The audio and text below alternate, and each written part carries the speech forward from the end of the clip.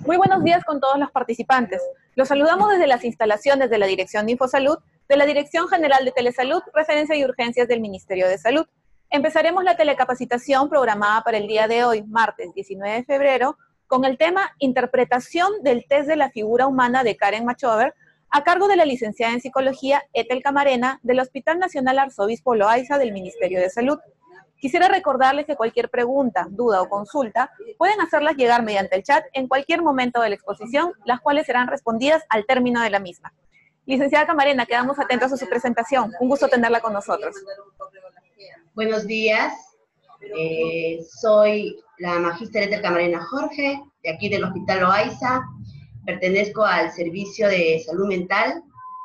Dentro del Servicio de Salud Mental está la Unidad de Psicología, ¿no? Soy miembro de una de las psicólogas de la Unidad de Psicología. Buen día. Con ustedes, el día de hoy vamos a realizar nuestra exposición con referencia al test de la figura de Karen Machover. ¿Por qué elegí este test? Porque este test es muy importante, básico, que todo psicólogo debe conocer, aprender, también los estudiantes de psicología. Entonces, vamos a empezar. El test de la figura de Karen Machover, o Machover, dentro de su ficha técnica tenemos que el autor es el Karen Machover. Lo realizó en el año 1949. Su procedencia es en Nueva York. Como ustedes saben, como lo saben los psicólogos, la mayoría de los test psicológicos, en este caso del test proyectivo de Karen Machover, la mayoría son realizados en los Estados Unidos, en Europa, en Argentina. Bueno, en este caso tenemos acá a Karen Machover, que es de Nueva York. El objetivo es evaluar netamente los rasgos de personalidad. Bueno, dicen otros autores también que este test nos puede servir para evaluar también la parte intelectual, ¿no? La parte emocional, muchas áreas. Su teoría es el esquema corporal de Paul Schilder y su aplicación se puede dar de manera individual y colectiva. Podemos utilizar en la clínica, en la parte clínica, en la parte educativa, en la parte también, de repente, organizacional. De repente queremos evaluar a un grupo de estudiantes de un colegio X. Queremos analizar, evaluar la personalidad del grupo de estudiantes de quinto de secundaria, que van a terminar, ¿no?, el colegio. Y pues lo podemos realizar de manera colectiva a todo el aula. Aquí tenemos la estructura del test. Dentro de la estructura tenemos el que se va a dividir en sistemas de codificación del DFH, del dibujo de la figura humana, que todo psicólogo lo sabe. El aspecto de contenido. Dentro del aspecto de contenido vamos a evaluar los ítems corporales, la vestimenta, los misceláneos. Dentro del aspecto estructural tenemos los rubros diversos, las líneas, los códigos especiales, tenemos el fondo, los rubros diversos, el tratamiento diferencial, los rubros diversos.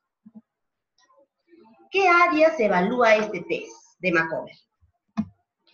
Diferentes tipos de áreas. Fíjense que tenemos el área social. Aplicando esta prueba nosotros podemos tener una vista del tipo, cómo son sus relaciones de la persona que estamos evaluando, ¿no?, y sus características. Cómo se percibe él mismo, a sí mismo, y cómo también él percibe hacia las demás personas de su entorno. Otra de las áreas tenemos la área de percepción del medio. Aquí es cómo se percibe, cómo el sujeto percibe a su medio en relación a él. También va a evaluar el área sexual. Aquí tenemos el desarrollo psicosexual. ¿Cómo es su desarrollo psicosexual? Mediante el dibujo nosotros podemos darnos cuenta el desarrollo psicosexual del sujeto y qué fijaciones puede tener. Y también, si es que tuviera algunos trastornos sexuales, también nos va a arrojar esta prueba, estos dibujos. en relación al sexo y al sexo opuesto. Otra de las áreas importantes que evalúa este test es el área intelectual, como les había mencionado, y algunos aspectos si estuviera neuropsicológicos. Dentro de esto podemos darnos cuenta que existe el tipo de pensamiento del paciente, cómo es el funcionamiento, su capacidad intelectual que tiene, eso que siempre nos llama la atención, cuán inteligente es, mucho, poco, regular, y si tiene algún problema neurológico también, va a arrojar esta prueba. Otra de las áreas es que va a medir el área de control. Aquí vamos a observar qué mecanismo de defensas tiene el sujeto, qué mecanismos utiliza, qué mecanismo plasma en estos dibujos, qué características de conflictos existen. En el área emocional vamos a ver si hay control de los impulsos o no lo hay, trastornos emocionales y la autopercepción. Otra de las áreas que también vamos a poder utilizar, que nos va a arrojar, es el esquema corporal, que es la percepción de su propio cuerpo, cómo se ve la persona a sí misma. El área estructural, que es el funcionamiento yo-yo, las características del ello y el superior. Las áreas psicopatológicas, imagínense que también podríamos, ¿no?, tener una visión si existe alguna patología, alguna alteración psíquica en el sujeto, en la persona. Es por eso que este test es muy utilizado, es muy importante para poder estudiar la personalidad del sujeto, de la persona o de los pacientes. Pues nos puede servir ejemplo, de repente nos dice, evalúa este grupo de personas para portar armas. Qué importante es, porque aquí nos vamos a dar cuenta de todas las áreas que nosotros hemos ido mencionando, como que es importante el área intelectual, el área emocional, el área de los impulsos, ¿no? Defensas. Bien, este test del dibujo de la figura humana tiene fundamentos teóricos. Uno de los fundamentos teóricos es el concepto del esquema corporal que se tiene de sí mismo. Miren ustedes acá la imagen, ¿qué podemos percibir? Bueno, es una joven delgada, pero ella se ve en el espejo, se ve, ¿no?, de cuerpo más ancho, digamos gorda, es lo que ella se percibe, ¿no? Paul Schilder, ¿no?, él refiere que a la imagen corporal que uno tiene en la postura de nuestro cuerpo, ¿no?, la imagen tridimensional que uno tiene de sí mismo. Dentro de la imagen tridimensional podemos decir el fondo, la altura, el gruesor que yo me veo de mi persona. O si de repente me percibo de manera inadecuada. Paul Schilder y el test de Macover dice que concibió la idea fundamental de una relación que debe haber entre el esquema corporal, cómo soy yo, mi esquema corporal, y cómo yo proyecto en la hoja, en el dibujo, cómo plasmo, porque va a ir de la mano. Pues yo me voy a percibir de una manera, voy a tener una idea, una imagen acá en mi mente y voy a plasmar en el dibujo. Por eso que es la relación.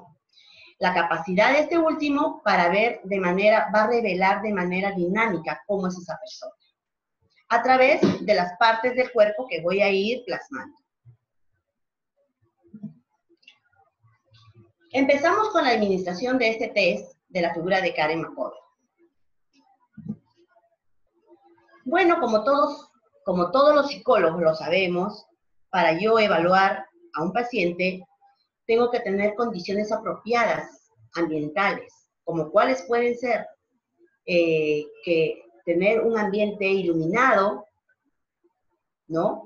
Tener un ventilador que tenga, o que esté ventilado el ambiente, no aislado, oscuro, que no haya perturbación, que no haya ruido, ¿no? Porque el paciente se puede confundir. También es importante que no debe haber cuadros alrededor, cuadros de personas, de imágenes, de fotos, porque lo podemos tomar en cuenta y podemos guiarnos de esos dibujos. Entonces no va a ser real lo que yo quiero plasmar en mi dibujo. Bueno, asimismo tener una mesa, un escritorio apropiado con una superficie lisa, porque si no, pues, supongamos que sea una mesa, ¿no? Puede transmitir, pasar, ¿no? A cosas, líneas, que más adelante lo vamos a ver, que nos va a interrumpir, no va a ser claro, ¿no? Asimismo debemos tener una silla para que el individuo esté cómodo, tranquilo, ¿no? Y que sus brazos y sus piernas estén cómodos.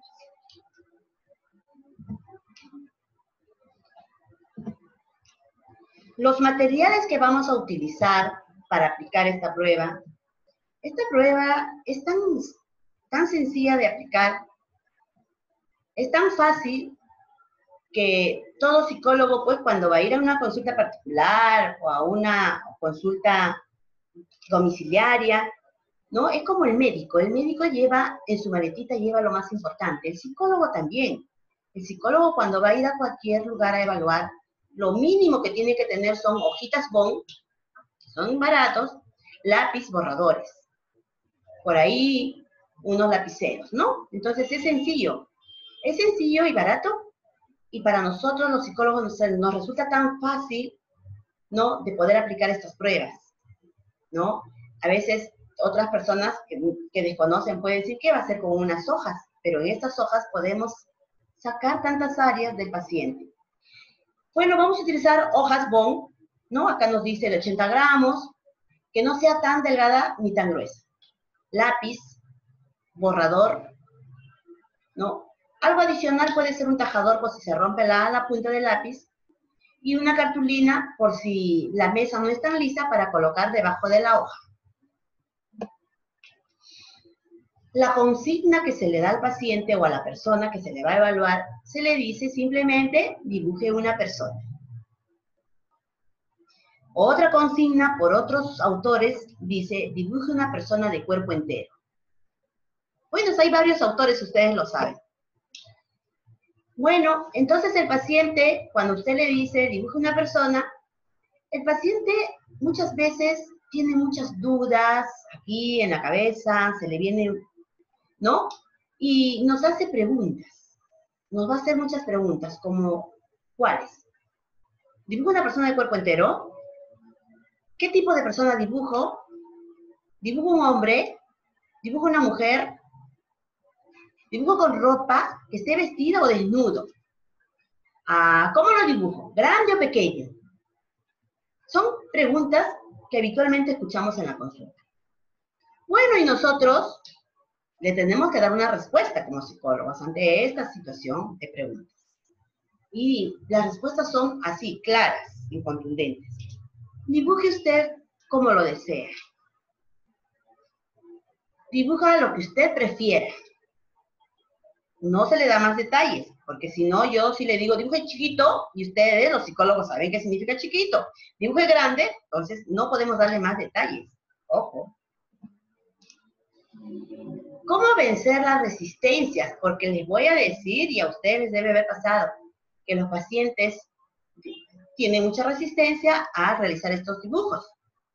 Que para ellos es un dibujo, para nosotros es un test psicológico, ¿no? Entonces, en algunos casos, la consigna inicial, ¿no? El decirle dibuje una persona puede formar resistencia y nos va a decir, no sé dibujar, psicóloga.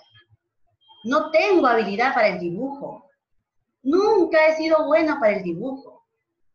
O yo dibujo mal. ¿No? Son preguntas, son respuestas frecuentes que nos han dado los pacientes. Y nosotros tenemos que aclararle y decirle, nosotros los psicólogos no necesitamos un dibujo artístico, un dibujo bonito. Haga su mejor esfuerzo, por supuesto. Nosotros vemos la parte científica de estos dibujos, ¿no? Entonces, se le pide. Por último, hasta me han dibujado palotes. A ustedes también les debe haber pasado. Palotes, ¿no? Un redondo y alambres, ¿no? Como un niño. Y ustedes saben que eso no se puede recibir al paciente. Eso es un mecanismo de defensa. No querer dibujar, no querer plasmar su personalidad en la hoja bond. Tenemos algunos casos especiales. Dice, cuando el evaluador emite la consigna, puede surgir diferentes maneras de responder a ella. Entonces el paciente, dibujar solo un busto o una cabeza. Imagínense como en el dibujo que les estoy presentando. Dibuja solamente una cabeza. O dibuja solamente la cabeza y el busto. Y ocupa toda la hoja y se terminó la hoja. En este caso se le dará otra hoja diciéndole lo siguiente. Ahora dibuja una persona de cuerpo entero. ¿Sí? El evaluador aceptará la figura solo si incluye las 4 áreas fundamentales, según el autor, ¿no? Schilder dice, ¿cuáles son las áreas fundamentales que debe tener el dibujo? La cabeza, el tronco, los brazos y las piernas. Si se omite alguna de estas áreas, ejemplo, omitimos las manos o los pies, o alguna parte del rostro, sí ya se considera completo el dibujo.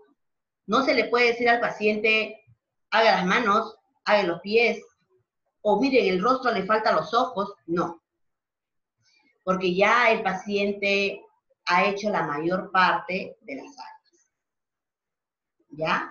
Ya más adelante les voy a contar algunos ejemplos, anécdotas que me han sucedido en la consulta. Pero es importante que haya todas estas partes, todas esas áreas, o algunas pueden omitir, pero no por completo. Otros casos especiales, mire, dibujar solo un busto, una cabeza, o la mitad de la figura nada más, y esta ocupa menos de la mitad de la hoja, menos de la mitad. La tercera parte, digamos, ¿no? En este caso debemos anotar qué ha omitido el paciente, en otra hoja, por supuesto. No se utiliza la misma hoja. Yo he visto estudiantes, algunos psicólogos, que agarran la hoja bond y lo utilizan de borrador en el dibujo del paciente. Anotan, por decirte, no realizó los brazos, las piernas. No, eso hay que hacerlo en otra hoja. ¿Por qué? Porque cuando tú quieres calificar, tú ya no vas a tener la misma impresión del dibujo que si no hay escrituras. Hay que tener en cuenta eso. Se le dice, por favor, complete el resto de su figura. Si el dibujo es demasiado grande, por otro lado. O sea, ya se entiende. Primero, si dibujó muy pequeño o no terminó de dibujar, que diga, no terminó de dibujar la figura completa, se le pide que continúe con ello. De lo contrario, si el dibujo es demasiado grande, con decir que la hoja no alcanzó, se le presta hojas para que continúe con el dibujo. Porque eso tiene un significado, el por qué le falta la hoja. Bien, por lo menos dice Schilder que el 92.53% de los evaluados no realizan las figuras completas.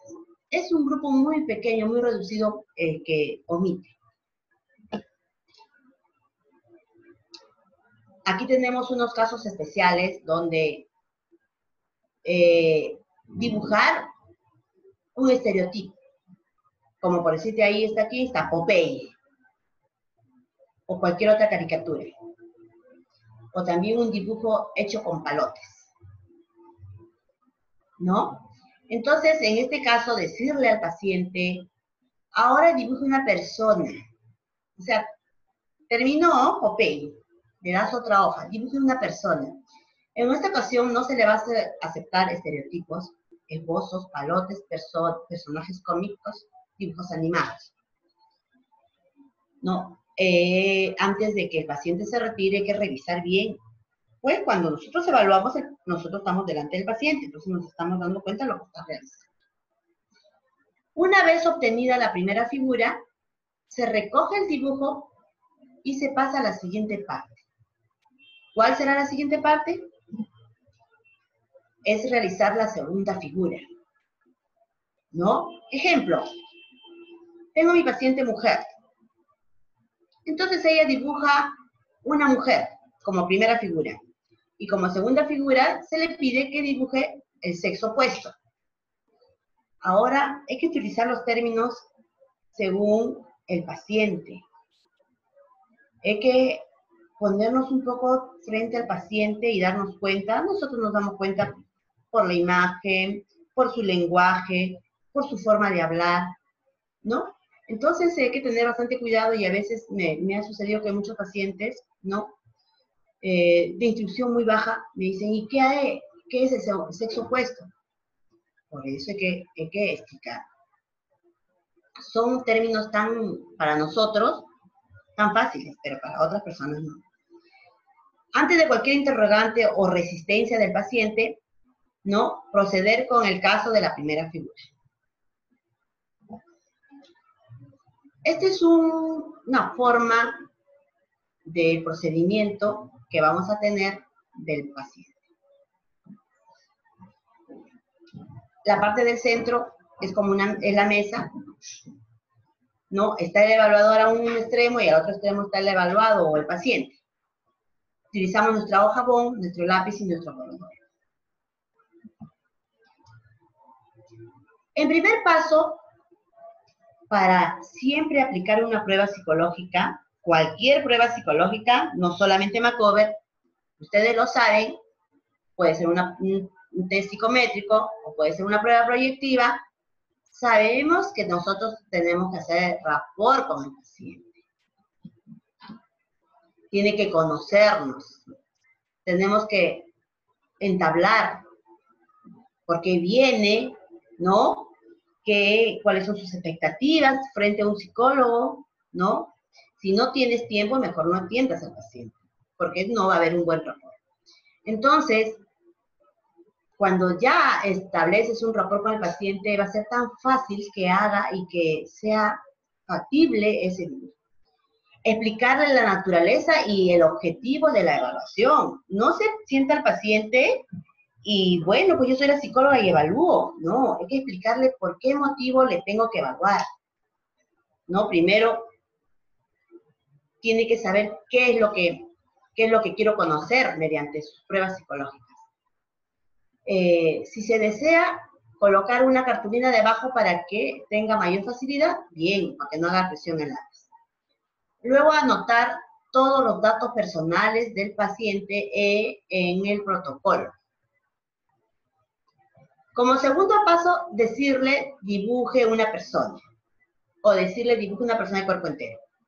Anotar todo, ¿no? La hora de inicio, las reacciones verbales que emite el paciente y las conductas que también está emitiendo el paciente.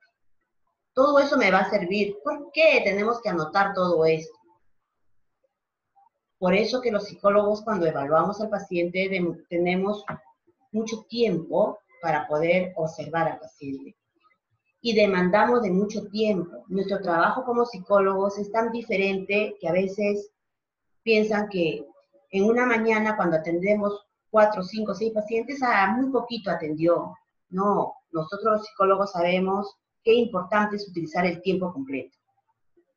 Nuestro trabajo es tan diferente a la labor médica. Nosotros tenemos que anotar lo que está diciendo el paciente, porque el paciente verbaliza cosas importantes. Y estoy anotando y le estoy conversando. También tiene reacciones verbales. A veces pueden ser agresivas, a veces pueden ser sensuales, a veces puede ser con rasgos depresivos, no sé. Todo voy observando, callado. Sus conductas, a veces el paciente no habla, no utiliza lenguaje verbal, pero está hablando su cuerpo. Todo eso vamos a ir anotando que nos va a servir para poder realizar el informe del test de Karen-Macover. ¿No? Nos va a ayudar bastante. Porque una parte es lo que yo puedo sacar, puedo calificar, y otra es la parte que yo he observado, entrevista y observación, psicólogos. Como tercer paso, responderle a las interrogantes que el paciente me está preguntando. Superar las resistencias que tiene en ese momento el paciente.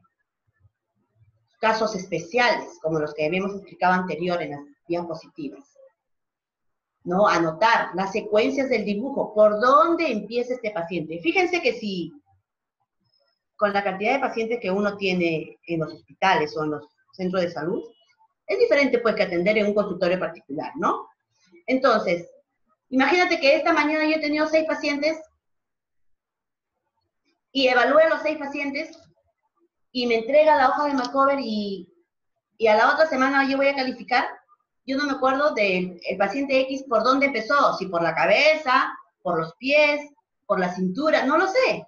Pero como yo voy a ir anotando, entonces me voy a ir recordando para calificar el test, lo que me falta. Entonces, ¿no? Que superar la resistencia del paciente, ¿no?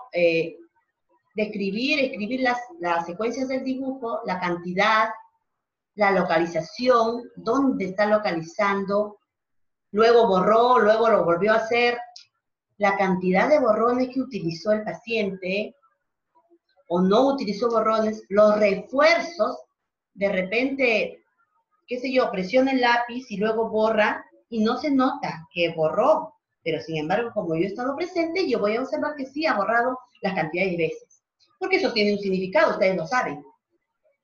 Las verbalizaciones espontáneas que emite la persona o el evaluado.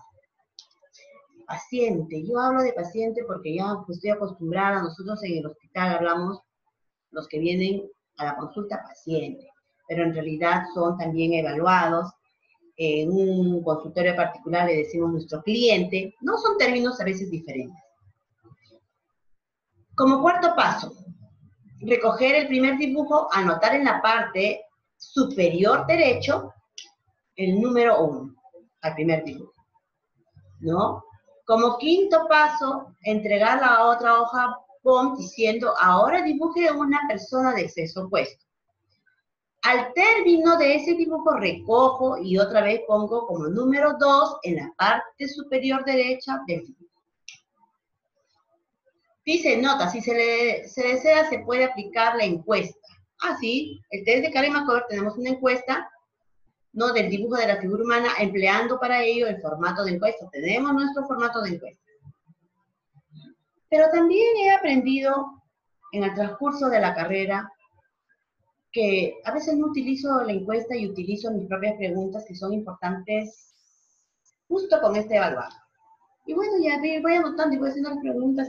O también tantas veces que uno evalúa ya se sabe, a veces hasta de memoria las preguntas, y coloco las preguntas. Porque las respuestas de un paciente y otro son diferentes. Vamos a ver los aspectos del contenido del paciente, del test.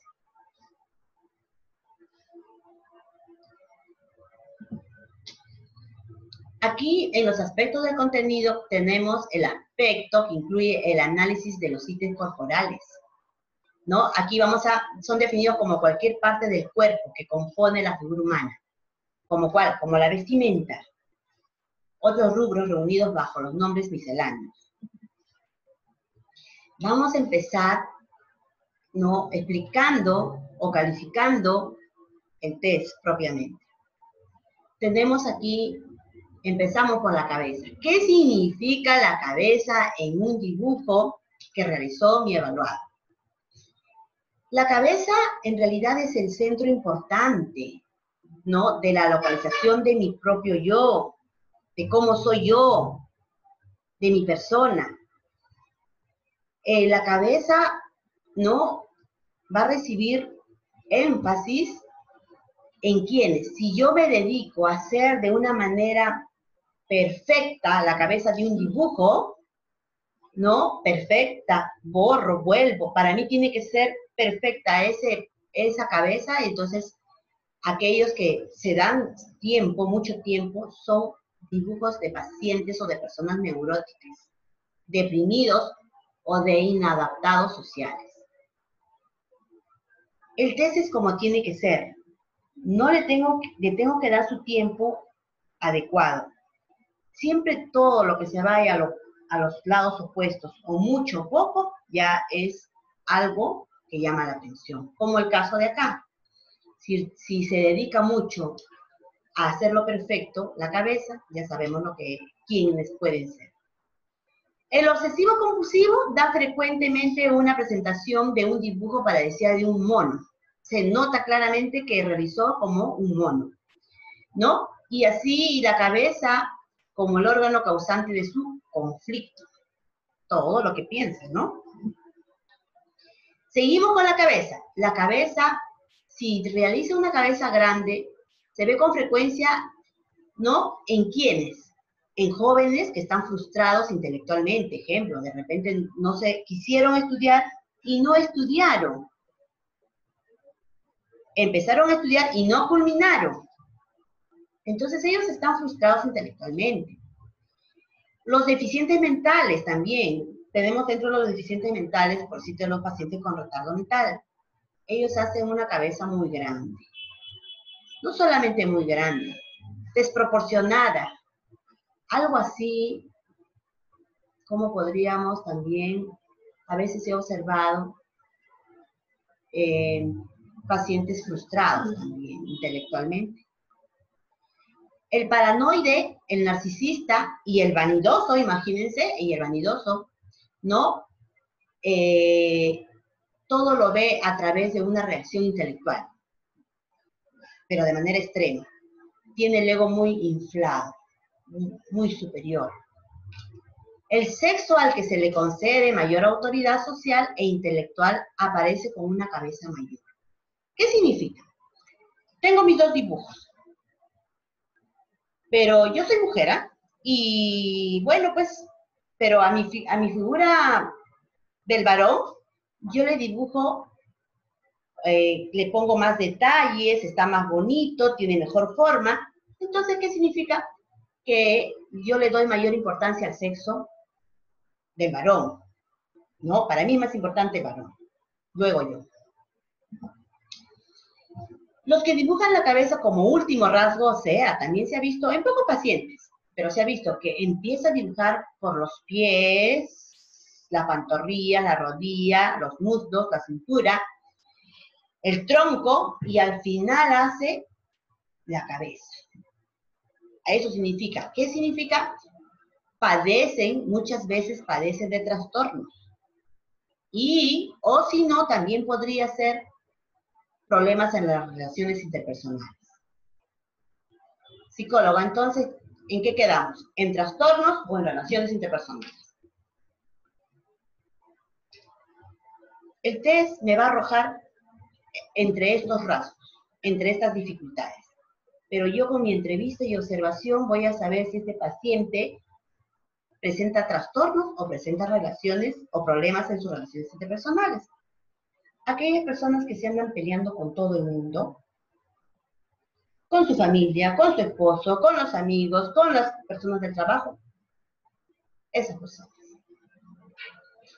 Los que padecen alguna enfermedad orgánica cerebral hacen cabezas desproporcionadas, o sea, de tamaño grande. Igual los que han sido sometidos a veces a operaciones, los que han estado preocupados por dolores de cabeza fuertes dolores de cabeza, o alguna otra sensibilidad en especial, pero en la cabeza, ¿no? Los rasgos sociales, que es la parte del rostro, sí, esta, la parte del rostro, la ceja, los ojos, la nariz, la boca, en general. Entonces, el sujeto que deliberadamente omite rasgos faciales, ejemplo, omite los ojos.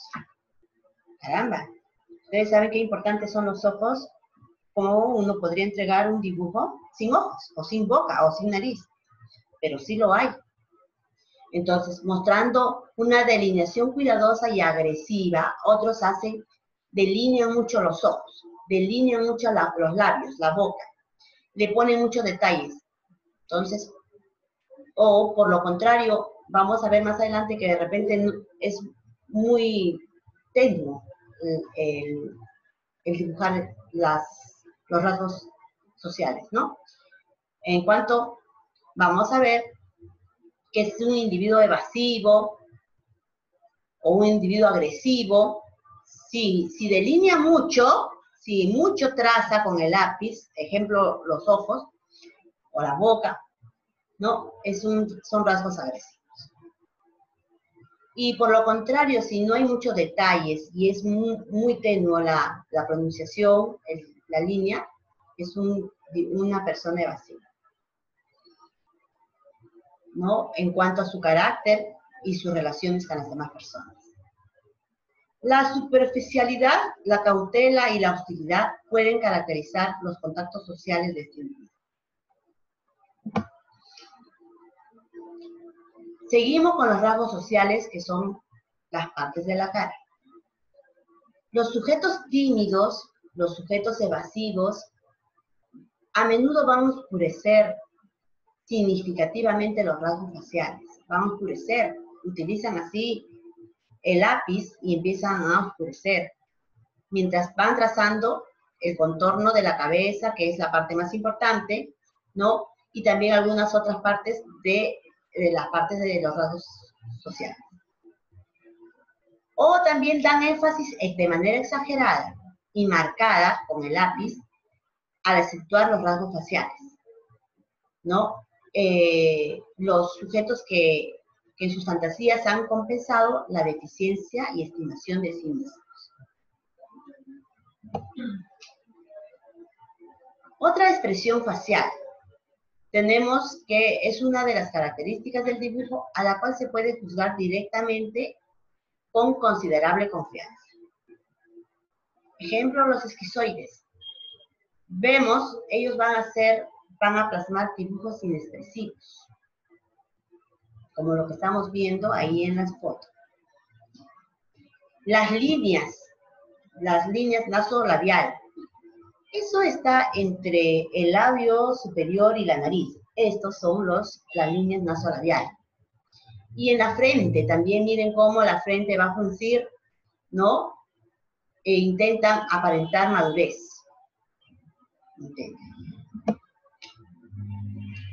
Tenemos a la boca.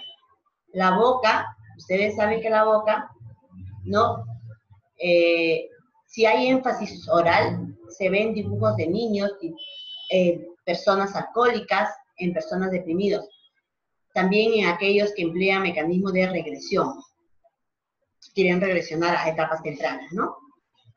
El reforzar la boca de manera excesiva, nosotros podemos decir que esa persona tiene un lenguaje hiriente. ¿No? Sus palabras son fuertes hacia los demás. Y también podríamos decir que tiene arranques de mal humor. Todo tiene su significado. Si la persona dibujó dientes en la boca, son rasgos agresivos. Si dibujó lengua, si hizo lengua, ¿no? Que muy pocos pacientes lo hacen, pero hay algunos, es sensualidad.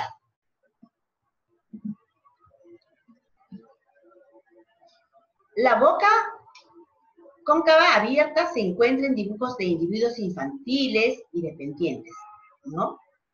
En otro extremo hallamos la boca que está representada por una línea gruesa, solamente así, una línea, pero gruesa, ¿no? Y entrecortada, la cual significa agresión. La línea hacia arriba se observa frecuentemente en sujetos que desean obtener aprobación, ¿no? Los labios, como observamos acá, los labios, el arco de Cupido, como lo que estamos ahí con la flecha, a ver, ¿se fijan? Ese es un arco de Cupido. Se observa los que realizan así de manera muy pronunciada, se observa en pacientes histriónicos. ¿Por qué? Porque esto es una sensualidad, mostrando sensualidad para conseguir muchos fines que él quiere lograr la persona. Quiere caerte bien, quiere caerte agradable. También se observa objetos en los labios, que a veces puede colocar algunos objetos en los labios, dibujando, ¿no? Ejemplo, un cigarro, un lapicero, ¿no? Eso implica dependencia. La quijada. La quijada reforzada, refuerza una y otra vez con el lápiz, ¿no? Y prominente, es dibujado en sujetos que compensan tienen sentimientos de debilidad, son inseguros, indecisos, temor a ser responsables. Quijada destacada, muy pronunciada, ¿no? Son personas, ¿no? Socialmente enérgicos, de carácter y dominantes. Los hombres dependientes de la figura femenina dibujan la quijada más grande en la figura del sexo opuesto. Los ojos. Los ojos es la forma que transmite la persona quién es, ¿no? Es una parte muy importante, una función de comunicación social. Yo me voy a comunicar con los demás por medio de mis ojos. Los paranoides dan mucho énfasis en los ojos, o sea, van a dibujar, van a tratar de ser muy perfectos, ¿no? Van a reforzar, van a borrear una y otra vez. La mirada lateral es propia de los paranoides. También vemos ojo penetrante, muy fuerte, el ojo penetrante muy fuerte en el dibujo, ¿no? Una actitud socialmente agresiva. Ojo grande y oscuro y acentuado. Puede ser una persona hostil, ¿no? Una persona que queremos sospechar algo de esa persona. Está sospechando algo, ¿no? Ojos cerrados. No quiere ver ningún problema, no le conviene ver sus problemas. Se aísla de mí. Omite pupila. Cuando omitimos pupila, son personas egocéntricas, inmaduras, con actitud crítica hacia la sociedad. En forma de puntos, ¿no? Hace los ojos en forma de puntos. Es una persona que puede implicar ser cauteloso, desconfiado y crítico. Las cejas. Las cejas, ¿no? Dicen que todavía no ha sido totalmente comprendido, pero a veces cejas caídas, ¿no?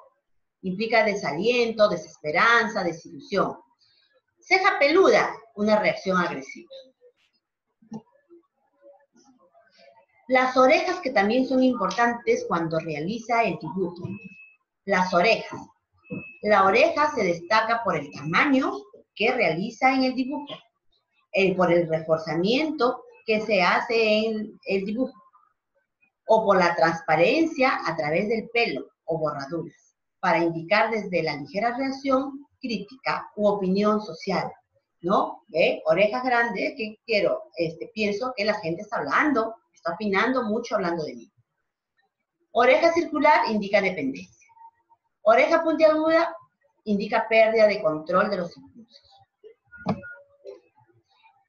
El cabello o el pelo. El pelo está relacionado con la sensualidad del sujeto, de la persona, pero desordenado puede indicar dificultades para controlar los impulsos.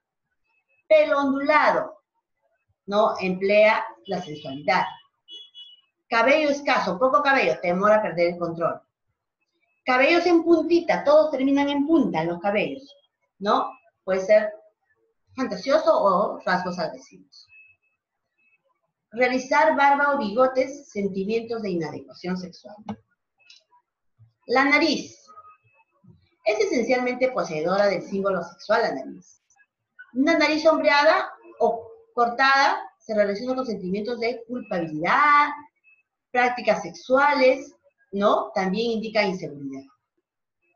Nariz reforzada. El sujeto va a reforzar una y otra vez en la nariz con el lápiz. Es una compensación a causa de una sexualidad inadecuada. Realizar fosas nasales en el dibujo, rasgos agresivos. El cuello. El cuello, si el sujeto realiza un cuello muy destacado, ¿no? Son personas perturbadas, falta de coordinación entre sus impulsos y sus funciones intelectuales. Un cuello largo y delgado como lo que vemos en el dibujo. Más dibujan los sujetos moralistas, educados y rígidos. Cuello corto. ¿no? Pequeñísimo, casi no se le ve el cuello. Se asocia con el impulso del mal humor, impaciencia, poca tolerancia. Y si dibuja una manzana de Adán, fuertes impulsos sexuales.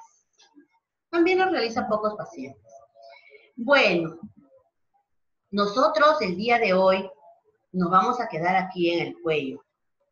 Esta ponencia del test de Karen Macover no ha culminado. Como ustedes observarán, nos hemos quedado en el cuello.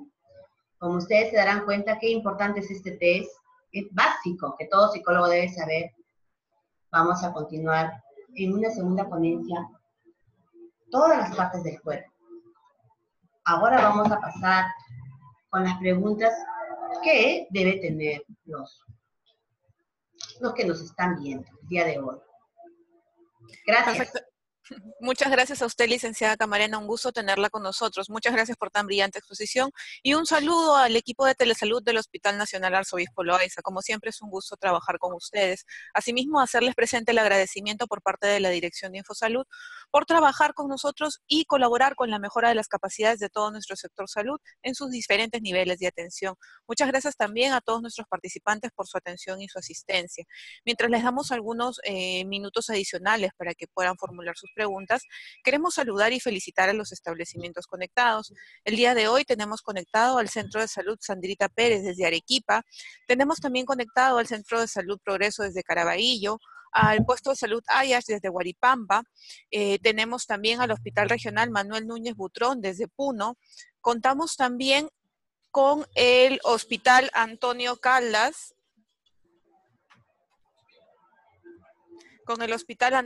Domínguez desde Pomabamba, con la Red de Salud Caylloma desde Arequipa y con la DIRES Amazonas. Bueno, muchísimas gracias por su atención. Y antes de pasar a las preguntas, y ya que todos como ministerio estamos sumados en la lucha contra la anemia, queremos por favor que presten muchísima atención al siguiente video. Muchas gracias.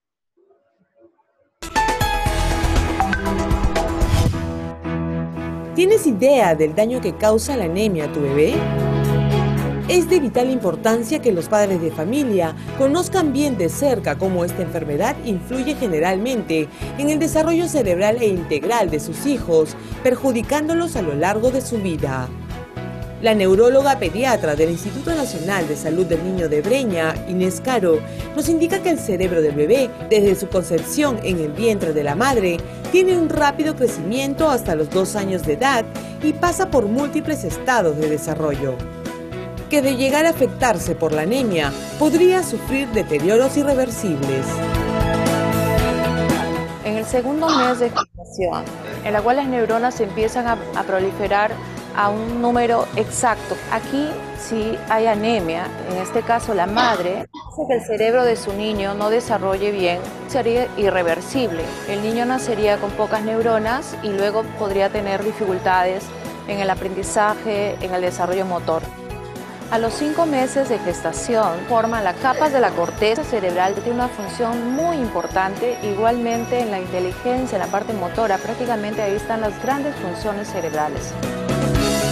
Cuando el niño nace hasta los 8 años, las neuronas empiezan a cubrirse de una sustancia llamada mielina, que contribuye al desarrollo ideal del funcionamiento del cerebro. La especialista sostiene que los mayores índices de riesgo de anemia se encuentran en la etapa de la lactancia, y si no se le da la adecuada nutrición, podría terminar padeciendo esta enfermedad. La mielinización hace que a partir del año de edad nuestros movimientos sean cada vez más perfectos. Interviene en la parte motora. Si bien es cierto al año caminábamos inestables, tenemos unos movimientos perfectos. El hierro es fundamental en todas las etapas del desarrollo del ser humano. La falta de hierro en el niño causa anemia y si esto ocurre tendrá problemas de desarrollo motor, emocional, conductual, de atención y de concentración. Para evitar complicaciones, el Ministerio de Salud promueve una adecuada alimentación rica en hierro, incluso desde antes de que la madre quede embarazada. Asimismo, durante la gestación, cuando el bebé empiece a comer alimentos sólidos desde los 6 meses hasta los primeros 8 años de vida. La anemia provoca un daño irreversible y las madres y padres de familia pueden evitarlo.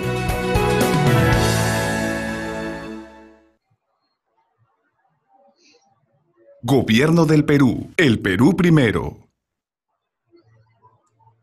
Perfecto, muchísimas gracias por su atención. Licenciada, tenemos algunas preguntas que nos han hecho llegar. Nos preguntan, ¿a partir de qué edad se puede aplicar este test y hasta qué edad?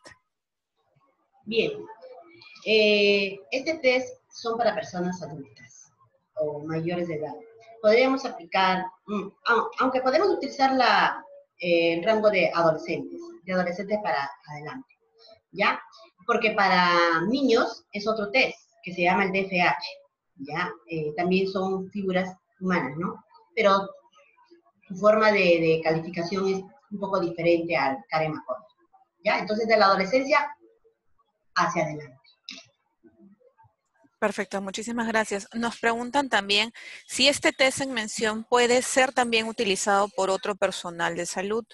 De ser el caso, ¿qué recomendaciones podría darnos para su aplicación? O en todo caso, ¿qué otro tipo de test que obtenga hallazgos similares puede ser aplicado en caso de que no contemos con personal de psicología? La verdad que este test, para uno aplicar y calificar, no solamente es estudiar el test de Carey-McCover, es toda la secuencia de la carrera de psicología que mediante el test yo puedo calificar rápido sin tener mi manual. Puedo observar por los detalles. Entonces, y como ustedes han visto, hay que evaluar diferentes áreas. No lo puede utilizar cualquier otro profesional que no tenga conocimientos de psicología. Tiene que tener la carrera de psicología. No podría recomendar que lo haga cualquier otro personal de la salud. Es complicado porque yo no podría dar los resultados porque creo más o menos tú eres un paciente depresivo. No le podría decir a nadie que es depresivo cuando no lo es. No le podría decir eres narcisista o eres ansioso, porque caramba, a mí no me gustaría que me digan si no lo soy, y creo que a cualquiera no le gustaría. Entonces hay que tener bastante cuidado. No podría ser, son utilizados exclusivamente para psicólogos de la salud. O para estudiantes sí puede ser, porque los estudiantes es que tiene una base teórica, ¿no? Los estudiantes sí podrían ser, ellos sí podrían porque ya están llevando el primer o segundo ciclo aprendiendo las bases de psicología. Y para internos de psicología, netamente son para psicólogos. Todos estos test que vamos a continuar explicando, netamente son para psicólogos. Perfecto, licenciada. Muchísimas gracias por su exposición. Ha sido, la verdad, bastante didáctica y muchísimas gracias también a todos nuestros participantes. Un saludo, un gran saludo al Hospital Loaiza. Muchas gracias. Gracias a ustedes, gracias a las diferentes bases de salud de las provincias. Vamos a estar acá, pero es importante que conozcan de qué se trata y que es importante saber cuándo y cómo interpretar, porque no se puede dar un diagnóstico más o menos y falso a la persona. Gracias por ustedes, gracias por recibirnos. Muchas gracias nuevamente a ustedes. Y bueno, invitar también a todos nuestros participantes a las siguientes telecapacitaciones. A las 11 de la mañana tendremos la telecapacitación Identificación de pacientes con criterios de atención paliativa a cargo del Hospital Nacional Hipólito Unanue. Al mediodía tendremos preeclampsia a cargo del Hospital Nacional Docente Madre Niño San Bartolomé. Y a las 3 de la tarde, continuando con nuestro ciclo de telecapacitaciones por parte de las direcciones generales, tendremos Perspectivas 2019 de la Dirección General de Medicamentos, Insumos y Drogas, a cargo de la doctora Jesús Susana del Rocío Vázquez Lescano, quien es la directora general de la Dirección General de Medicamentos, Insumos y Drogas del Ministerio de Salud. Muchísimas gracias por su atención. Nos vemos en las siguientes telecapacitaciones. Un gusto. Hasta luego. Hasta luego.